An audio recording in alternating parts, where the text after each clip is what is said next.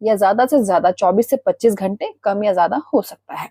ठीक है, लेकिन सिजेरियन में आफ्टर डिलीवरी कॉम्प्लिकेशन बढ़ जाते हैं, चलने फिरने में थोड़ी सी समस्या आ सकती है, बच्चे को दूध पिलाने में थोड़ी सी समस्या आ सकती है।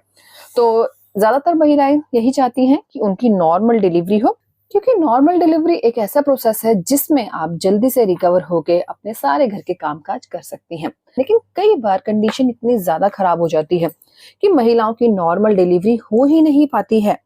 तो आइए फ्रेंड, उन मोस्ट कॉम्प्लिकेटेड सिम्टम्स के बारे में हम डिस्कस करते हैं, जिसके बाद नॉर्मल डिलीवरी के जो चांसेस हैं आपके घट जाते हैं।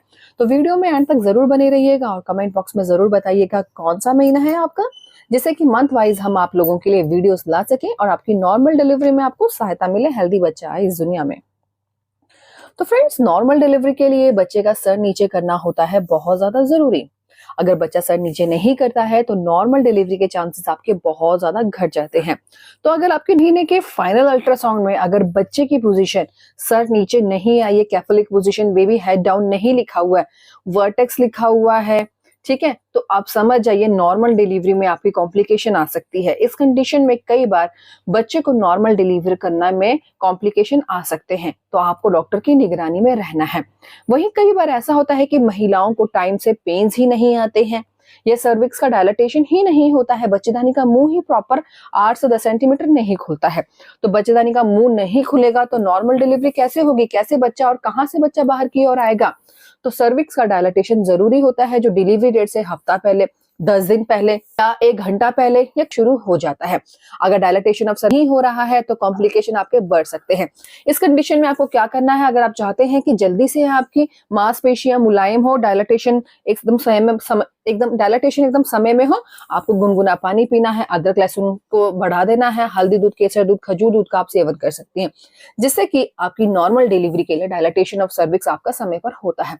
अब डायलेटेशन ऑफ सर्विक्स के बाद बात आती है पेन्स की आने की। तो आजकल की डेट में ऐसा हो रहा है, महिलाओं में हर 10 में से 1 से 2 महिला में पेन्स ही टाइम पर नहीं आते हैं या प्रॉपर फ्रिक्वेंटली नहीं आते हैं। तो पेन्स नहीं आएंगे तब भी नॉर्मल डिलीवरी नहीं हो पाएगी। वैसे तो डॉक्टर आपको आर्टिफिशियल पेन देकर आपका लेबर इंड्यूस कर नॉर्मल डिलीवरी कर सकते हैं, लेकिन नेचुरल तरीके से अगर आप पेन इंड्यूस करना चाहती हैं तो हमारे यूट्यूब में, तो हमारे चैनल में बहुत सी ऐसी नेचुरल टिप्स की वीडियोस पड़ी हुई हैं, आप जाकर देख सकते हैं, जिससे कि नॉर्मल डिलीवरी में आपको सहायता मिलेगी। और कुछ कंडीशंस होती हैं, जैसे कि पानी की थैली आपकी फट जाए, अगर समय पर आप हॉस्पिटल जाते हैं तो नॉर्मल डिलीवरी आपकी हो सकती है, लेकिन पानी का ज्यादा रिसाव हो जाए तब नॉर्मल डिलीवरी में कॉम्प्लिकेशन आ सकते हैं। हाँ, मोस्ट डेंजरस होता है गर्भ में बच्चे का पॉटी करना। अगर गर्भ में ही बच्चा पॉटी कर दे और कॉम्प्लिकेशन बढ़ जाए तो नॉर्मल डिलीवरी आपकी बिल्कुल भी नहीं हो पाएगी, क्योंकि ये जो पॉटी है या पॉटी वाला पानी बच्चे के अंदर चला जाए तो बच्चे को लंग्स इन्फेक्शन या बच्चे की जान को खतरा आ सकता है। और आपको मालूम है कि एमनियोटिक फ्लूइड को ही बच्चा पीता है और यूरिन के जरिए बाहर निकालता है। अगर बच्चा इस दौरान ये पानी पी लेगा तो बच्चे की जान को खतरा बन सकता है, तो इमरजेंसी में बच्चे को बाहर निकालना पड़ सकता है।